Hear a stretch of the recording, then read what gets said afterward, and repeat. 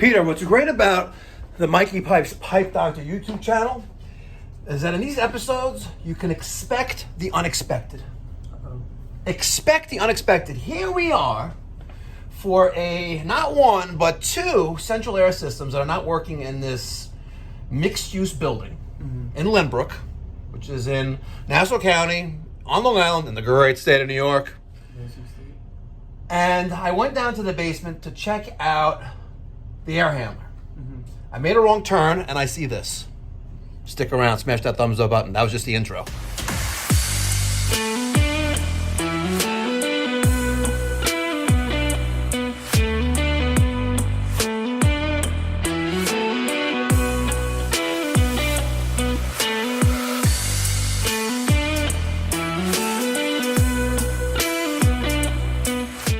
Peter, you want to take a guess what temperature's reading right now? I saw an 8, so that's not good. You saw an 8? And that's the first digit. Okay, you ready? Here we go. Is Damn. it a 9? It's a 9. The first number is a 9. That's like the Price is Right. Right? Is the first number a 9 or is it an 8? Well, it's definitely not a 7. At least it's dry heat.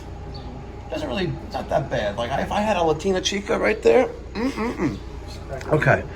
So, first thing I'm going to do is take the thermostat off the wall and let's get the tool bag. And I want you to remove R, G, and Y. And let's use a 3-wire Wago and jump those out. All right, let's go find the blower. By the way, guys, scan that in, please. And you can help those in the community who can't afford to pay a professional for their plumbing, heating, and cooling services. That's the donation link for the Pipes for Free Philanthropy charitable organization, where we provide free or low-cost plumbing, heating, and cooling services to, why is this on? To those in the community.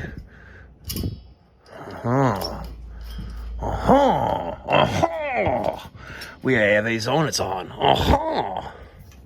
Ooh, she's hot. Wow. Expect the unexpected. Okay. So here we have, look, we started with an air conditioning call and we ended up with the boiler call. So I noticed, if I didn't notice this green light, I would have totally walked right by this and never noticed anything. This green light means it's on eco mode, which means this zone has been on for probably several days, at least. Take a look at right there.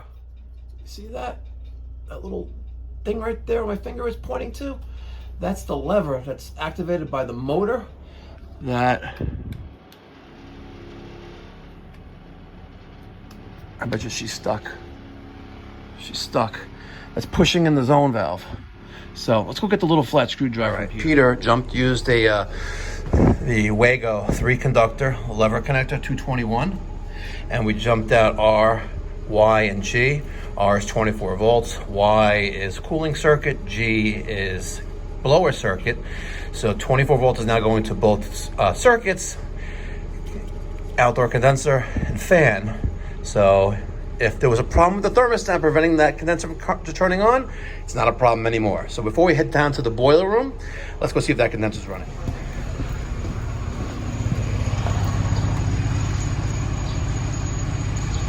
No, not running. Okay. I see the boiler. I was like, oh, cool. I was expecting to see steam, right? I want you to stand right here and tell me what you see out of the ordinary. Let's see what you remember from your heating days, which was, a few months ago.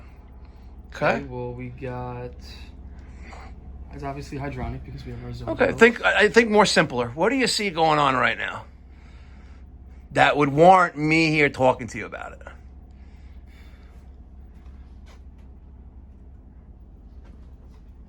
The piping. Black piping. What about the black piping?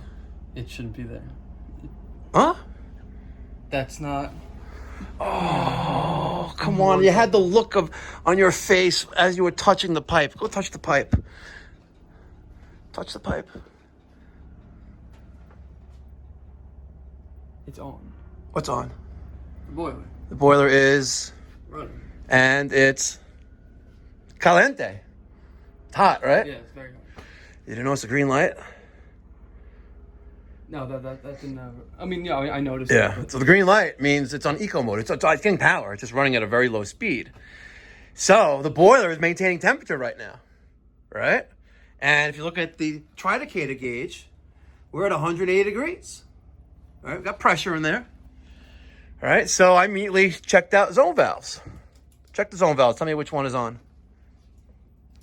Resistance. Resistance. No resistance. We have a thermostat. It's on right now. Or, feel that. Feel that. Feel that. so they're all very hot. Yes. All right. Where's that little flat screwdriver? All right. Let me show you what we're going to do right now. I am going to just get in there, hopefully. Ah, come on, baby. Look at that. We had a stuck zone valve. Look at that. And the light went out. Zone valve shot. Because that lever was pushing in that little, see, that little nipple. Right? Pushing the little nipple. That's our end switch. See? It was just on for a second. It's going to turn back off again. Expect the unexpected. All right, Peter, here's our air handler. It looks like a carrier. There's our rating plate. Nothing looks out of the ordinary. We have power. So what we're going to check for now is, because he said both of them are not working, let's just check the circuit breaker. Okay. That's a lot of power right there, by the way.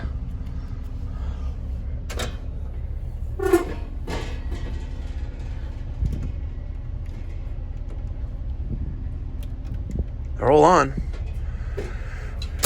All right, Peter, let's go on. All right, Peter, we have a Payne outdoor condensing unit right here. Let's take a look at our electrical compartment. See what we got going on here. You know what I do have to admire, though. Oh yeah, I can tell she's pregnant from here.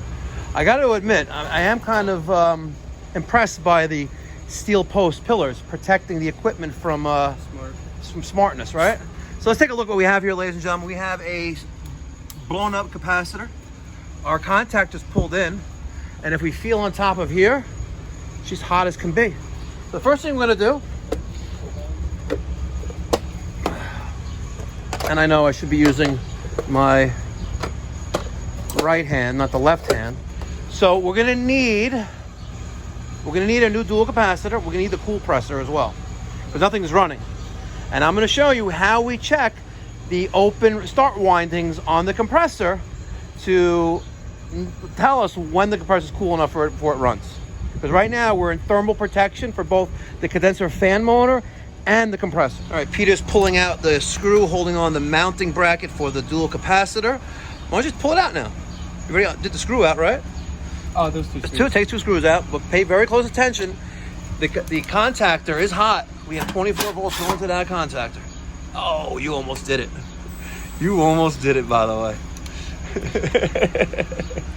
All right. All right, so let's take note. We have brown where it should be. We have yellow, the two yellows where they should be, and the blue where it should be. The brown is our, you don't take a picture of it. You can remember this. This is very easy to remember. The brown, that's our fan. The blue, that's our compressor. Our two yellows, that's our common. Easy peasy. But did you short out each one yet? No, there you go. Now you do it. You touch them together. No, not like that. You touch two terminals together. There you go. You can also use your fingers like Ted Cook does from Anti-DIY HVAC YouTube. All right, so now we're going to review how to test if the compressor is out on thermal overload. Okay. We have our black wire is our common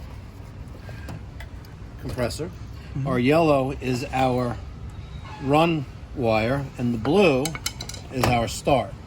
If we have continuity between these wires, right, there's common to start and common to run, right, then we know that we don't have thermal overload protection. If we didn't have any continuity between these wires, especially between common and run, quite common and start, you have thermal overload.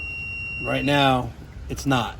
We have continuity there. So let's reattach our wires. So it's not out on thermal overload right now. It's hot, but it's not the reason it's off. It's hot, but it's not the reason why it's not working. The reason why it wasn't working is because our capacitor was Prego blown the F up, right? Yeah. So now that that's back installed now, we're going to take our clamp-on multimeter. Now let's just keep it on one of the L lines of power, and let's see what kind of voltage or amperage we have when we turn on power to this condenser. Okay, let's see what happens. So we have 14 and dropping, right, amps. Let's check our other line of power. All right, let's check compressor. Let's check our fan. All numbers are good. Nice. Lucked out. Yeah. We didn't need the cool presser. All right, so we acid washed both condensing coils with the new Calgon New Bright. Let it sit for about 15 minutes. Now we're going at a very good thorough rinse. It's very, very important when you're working with the new Calgon that you really, really, really rinse it well. If you don't, you risk compromising the coil, and hence you'll get leaks.